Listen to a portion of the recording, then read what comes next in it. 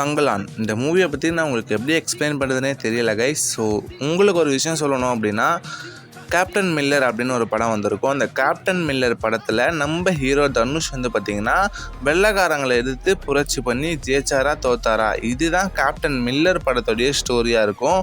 So இந்த தங்கலான் மூவியில் நம்ம சொல்லணும் அப்படின்னா, இந்த தங்கலான் மூவியோடைய ஹீரோ சியான் விக்ரம் இந்த படத்தில் தங்கலான் அப்படின்ற ஒரு கேரக்டரை எடுத்துகிட்டு பண்ணியிருக்காரு. ஸோ இந்த தங்கலான் அப்படின்ற கேரக்டர் அவருடைய ஊரில் அவர் அழகாக விவசாயம் பண்ணிக்கிட்டு இருக்கும்போது அந்த ஊருடைய ஜமீன்தார் அவரை எதிர்க்கணும்னு சொல்லி ஒரு நெருப்பு பந்தத்துக்கு போட்டு அவருடைய நிலத்தை எரிச்சிடுறாரு. இதனால் ரொம்ப கஷ்டத்தில் இருக்கும்போது தான் நம்ம இந்த படத்தில் ஒரு மெயின் கேரக்டர் வில்லன் சொல்லலாம், ஒரு வெள்ளைக்காரர் மாதிரி இருக்கார். அவர் வராரு. அவர் வந்து இந்த மாதிரி ஒரு இடம் இருக்குது, அந்த இடத்துக்கு போனால் நம்மளுக்கு தங்கம் கிடைக்கும், அது மட்டும் இல்லாமல் அந்த இடத்துல பேய் பிசாசு இருக்குது அப்படின்னு நிறைய பொருளைகள்லாம் கிளம்புது.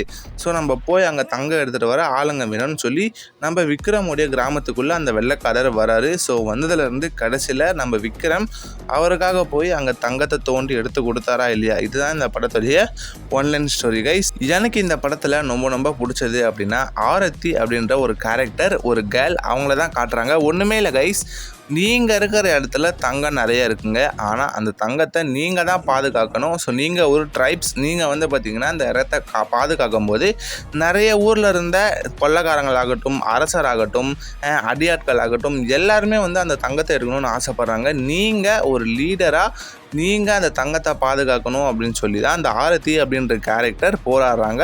ஸோ இது தெரியாமல் விக்ரம் வந்து பார்த்திங்கன்னா ஃபஸ்ட்டில் போய் நம்ம ஆரத்தியை போட்டு தள்ளுறவர், ரெண்டாவது அவங்க குடும்பத்தோட, அது மட்டும் இல்லாமல் அவங்க கிராமத்தோடு போய் ஃபைட் பண்ணும்போது கடைசியில் என்ன தான் ஆச்சு. இன்னொரு அந்த மைனரான ட்விஸ்ட் இருக்குல்ல, அதை நான் சொல்ல விரும்பல, தேட்டரில் போய் செக் பண்ணி பாருங்கள். மேபி நீங்கள் கமெண்ட் பண்ணுங்கள், அடுத்த ஒரு வீடியோவில் நான் சொல்கிறேன். ஸோ அந்த ட்விஸ்ட்டு மட்டும் இந்த படத்தில் இல்லைன்னா படம் கொஞ்சம் ஃபெயிலியராக தான் ஆகிருக்கும். பட் படம் உண்மையாக நல்லா தான் இருக்குது. நீங்கள் கொடுக்குற 200 ரூபாய்க்கு இந்த படம் ஒர்த்துங்க. இன்னொரு விஷயம் சொல்லணும் அப்படின்னா, நம்ம சியான் விக்ரம் என்னடா இப்படி ஒரு ஆக்டிங்கான்னு எல்லாரும் பார்த்து மறந்து போன ஒரு ஆக்டிங். ஏன்னா நிறைய ஹீரோஸ் இந்த மாதிரி ஆக்டிங்லாம் நடிக்க மாட்டாங்க, ஆனால் நம்ம விக்ரம் கரெக்டாக இந்த மாதிரி ஹீரோவில் தான் வந்து தேர்ந்தெடுத்து நடிக்கிறாருன்னு சொல்லணும். உண்மையாக acting voice, movie voice, the Thangalaan is a best movie.